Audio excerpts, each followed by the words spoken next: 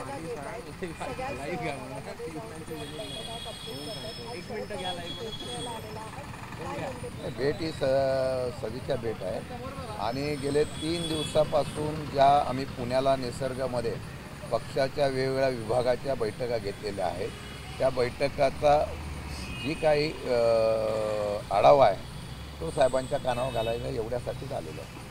निश्चितच एकीकडे आपण पाहतोय की पक्षामध्ये अनेक फेरबदल केले जाणार आहेत काय नेमके बदल केले जाणार आहेत काही चर्चा झाली आहे का शरद पवारांची? पक्षामध्ये फेरबदल करण्याच्या संदर्भातला निर्णय जो आहे तो आम्ही एकदम कोर कमिटी घेऊन बसून आपण निर्णय घेणार आहोत. आत्ता सध्या राज्याची पक्षाची असलेली परिस्थिती कार्यकर्त्यांची मानसिकता वेगवेगळ्या विभागातल्या असलेल्या कार्यकर्त्यांनी ज्या काही सूचना आम्हाला केलेल्या आहेत त्याच्या संदर्भामध्ये आम्ही चर्चा करून मग त्याप्रमाणे बदल करण्याचा निर्णय घेऊ. स्मरणपत्र आहे मुळात रोहित पवार यांना यापूर्वी देखील स्मरणपत्र देऊन रोहित पवार आले दिवसेवर असं म्हणण्यात आलेलं आहे. बारामती अग्रवानी त्यांच्या नावाने कायदेशीर ही लढाई त्यांनी रोहित पवारने त्या दिवशीच सांगितलं आहे की कोर्टामध्ये ही केस आहे. आता कोर्टामध्ये ही केस असल्यामुळे कायदेशीर लढाई कोर्टाची आम्ही करणार आहोत. पण दुर्दैव असा आहे की राजकीय दबाव कोर्टाने सुद्धा सुप्रीम कोर्टाने सांगितलेलं आहे की ईडीने किती राजकीय हस्तक्षेप करावा त्याचा प्रत्यंतर महाराष्ट्रात मी अनुभवलेला आहे. तशाच पद्धतीचं आता रोहित पवारांवर त्याप्रमाणे टार्गेट केलं जातं असं आमचं मत आहे. निश्चितच सत्तेतले जे अनेक मंत्री आहेत यांचे पद जे आहेत ते आता धोक्यात आहेत. खरं तर अनेक मंत्र्यांची पदं जाण्याची शक्यता आहे. खरं तर राष्ट्रवादी अजित पवार यांच्या पक्षातला माणिकराव कोकाटे यांचा लवकरच राजीनामा जे आहेत अजित पवार घेणार असल्याचं कळत आहे. आम्ही बघतोय आता कोणाकोणाचे राजीनामे घेणार आहेत. या मंत्रिमंडळातले बरेच मंत्री वादग्रस्त आणि भ्रष्टाचाराच्या याच्यामध्ये अडकलेले आहेत. रोज नवीन नवीन आरोप होत आहेत. मला वाटतं की जर सरकारला 9 महिन्यामध्ये 8 महिन्यामध्ये या असलेल्या मंत्र्यांच्या कारभारामुळे सरकार बदनाम होत असेल राज्य बदनाम होत असेल तर मुख्यमंत्र्यांनी तो निर्णय घेणं गरजेचं आहे. तो घेतला नाही तर लोकांमध्ये जी नाराजगी आहे ती नाराजगी इतकी वाढणार आहे. शेतकऱ्यांपासून आता परवाच्या दिवशी हर्षल पाटील या तरुणाने आत्महत्या केली.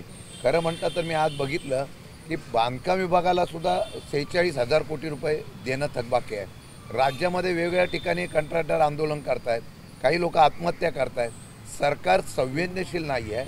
अशा प्रकारचं चित्र असल्यामुळे आपल्या या सहकाऱ्यांना एक तर चाप बसावा आणि तो निश्चितपणाने मार्ग काढण्याचा प्रयत्न जर झाला नाही तर असंतोष वाढेल.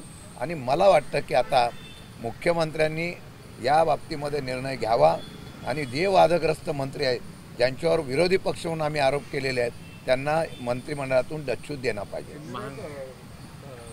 सामाजिक न्याय मंत्री संजय शिरसाट आणि माधुरी मिसाळ यांच्यातनं पत्रव्यवहारावरूनच एकमेकांच्या विरोधात मतभेद सुरू झालेले आहेत. सरकारमध्ये या गोष्टी त्यावरनं हा पक्ष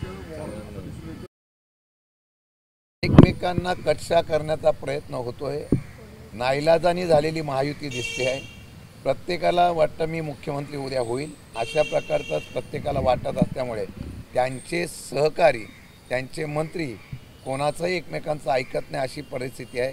सरकार राज्यामध्ये फेल्युअर झालेलं आहे आणि राज्यामध्ये या सरकारच्या बाबतीमध्ये आपापसातलेच वाद एवढे आहेत की प्रत्येक मंत्री स्वतंत्रपणाने वक्तृत्व करतो स्वतंत्रप्रमाणे वाद घालतोय आणि एक वाक्यता नसल्याचं चित्र या महाराष्ट्रामध्ये आम्ही ह्या महायुतीच्या माध्यमातून पाहतोय. शशिकांत शिंदे साहेब खरं तर राज्यामध्ये महायुतीचं सरकार होतं गेल्या वेळेस एकनाथ शिंदे मुख्यमंत्री होते त्यांच्या कार्यकाळात एक घोटाळा उघड झालेल्याचं समजतंय.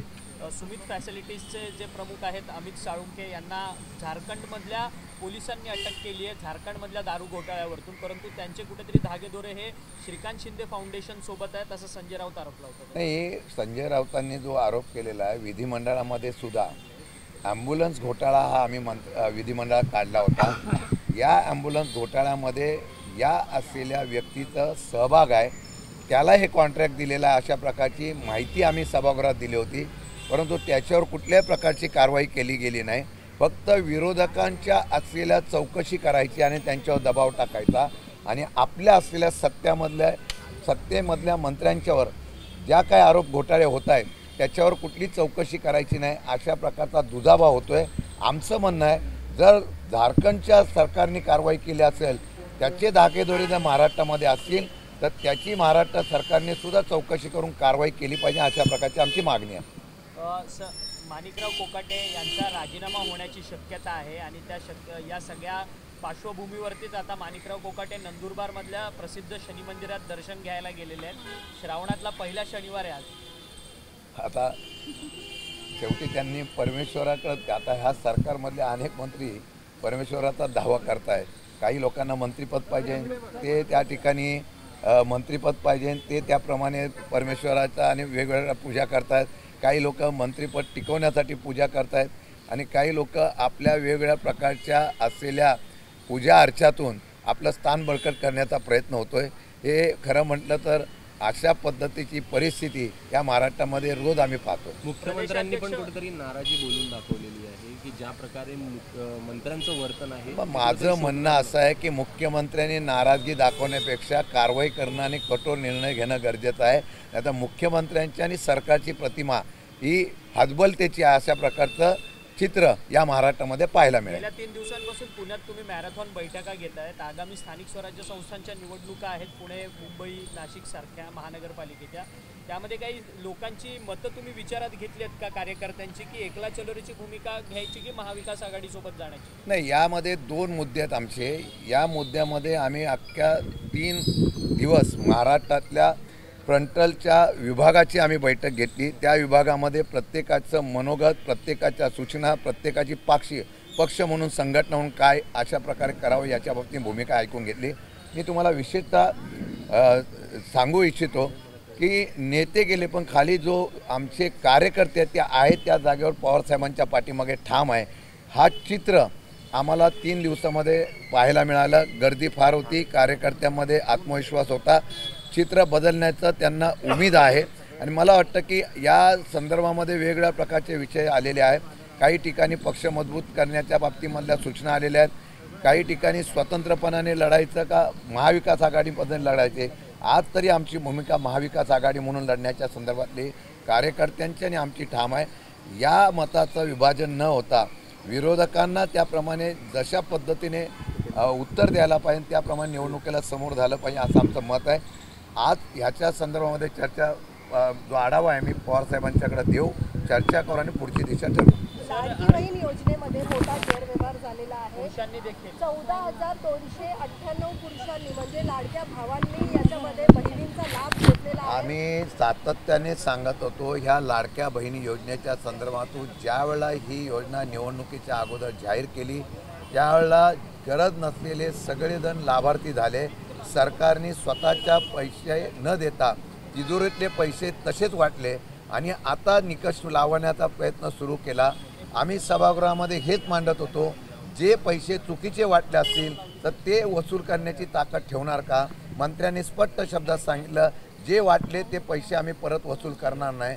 दुर्दैव आहे महाराष्ट्रामधल्या सरकारी तिजोरीवर आपल्या निवडणुकीच्या संदर्भातून निर्णय घेत असताना चुकीच्या पद्धतीने अशा पद्धतीने योजना राबवली आणि त्याचा फटका आणि त्याचे पैसे हे सर्वसामान्य माणसाचे गेलेले आहेत. आता तर पुरुषांनी सुद्धा लाभ घेतलेला आहे. म्हणजे यंत्रणा किती पोखरलेली आहे, किती भ्रष्टाचारामध्ये या ठिकाणी धाडस वाढलेलं आहे, सरकारची भीती राहिली नाही, हे चित्र आपल्याला समोर दिसतंय. शिंदे साहेब, आज अजित पवार सकाळीच हिंजवडीच्या संपूर्ण भागाची परिसराची पाहणी करत होते. हिंजवडीमध्ये पाणी साचणं असेल, ट्रॅफिकची समस्या असेल, खूप मोठ्या प्रमाणात निर्माण होते. परंतु त्यांनी बोलता बोलता एक सत्य बोलून गेलेत की या सगळ्या समस्यांमुळे हिंजवडीतल्या IT कंपन्या ज्या आहेत त्या बँगलोर आणि हैदराबादला निघून जातात.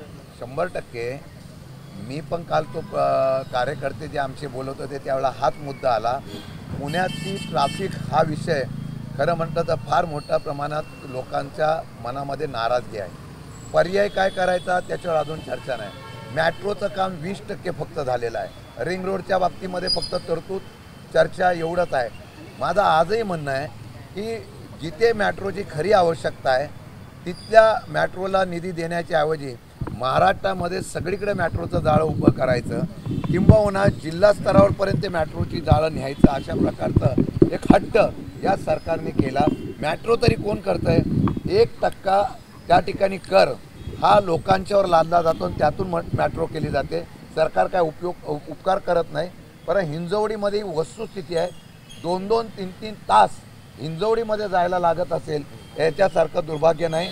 म्हणून हिंजवडीच्या इंडस्ट्री ह्या तिथल्या बंद पडत आहेत, IT पार्क बंद पडत आहे, हे सत्य आहे. आणि हे सत्य सरकारने 10 वर्षापासून सातत्याने मांडल्यानंतर सुद्धा त्याच्यावर कुठला निर्णय होत नसल्यामुळे या IT पार्क बंद होतोय. हे खरं म्हणतं तर दुःख आहे. म्हणजे साहेब काल जयंत पाटील दिल्लीत होते अशी चर्चा समोर आली आणि त्याच्यामध्ये त्यांच्या काही राजकीय गाठीभेटी झाल्या आहेत. काय करायचं? मला माहीत नाही, पण मला वाटतं की राजकीय गाठीभेटी नसतील. दिल्लीमध्ये काही कामानिमित्त ते गेले असतील. त्या संदर्भामध्ये त्यांच्या कामाच्या नंतर गेल्यानंतर राजकीय चर्चा झाली असेल मला वाटत. काल काँग्रेसचा एक नेता सुद्धा दिल्लीत भाजपाच्या मोठ्या नेत्यांना भेटला आणि बगदाड परत एकदा काँग्रेसमध्ये पडला जोरदार राजकीय नाही, मला काही कल्पना नाही. आणि मला वाटतं की भाजपकडे आता एवढ्या बहुमत पाशवी असताना मग आता भाजप अजून का प्रयत्न करते मला कळत नाही. त्यांना त्यांच्या ह्या योजनेवर, त्यांच्या विकासावर, त्यांच्यावर लोकांनी दाखवलेल्या, त्यांचं म्हणणं आहे की आमच्यावर लोकांनी विश्वास दाखवलेला. आमचं तर म्हणणं EVMचा विश्वास आहे, पण आमच्यावर दाखवलेल्या विश्वासावर त्यांना आता काही ठाम असा विश्वास राहिलेला नाही का, म्हणून सगळेच पक्ष फोडायलाच निघालेले आहेत. मला वाटतं की यामध्ये कुठलं तथ्य नसेल. जे कोणी जाणार असतील, जे कोणी निर्णय घेत असतील, त्यांच्या काही अडचणी असतील तर ते काँग्रेसचे नेते त्याप्रमाणे विचार करत असतील तर मला त्याची कल्पना नाही. पुन्हा एकदा मंत्रिमंडळात येण्याचे संकेत दिलेले आहेत, याकडे कसं पाहता? या बाबतीमध्ये क्लीन चिट दिली न्यायालयाने कृषी खात्याच्या संदर्भातून असं आम्हाला बातमी कळलेली आहे. परंतु बीडच्या संदर्भामध्ये अनेक घटना अशा आहेत की त्या घटनेच्या संदर्भामध्ये आजही त्यांचं नाव घेतलं जातं आहे. या संदर्भातली निर्णय किंवा निर्दोषता जोपर्यंत सिद्ध होत नाही तोपर्यंत मला वाटतं की त्यांना संधी देतील असं मला वाटत नाही. थँक्यू.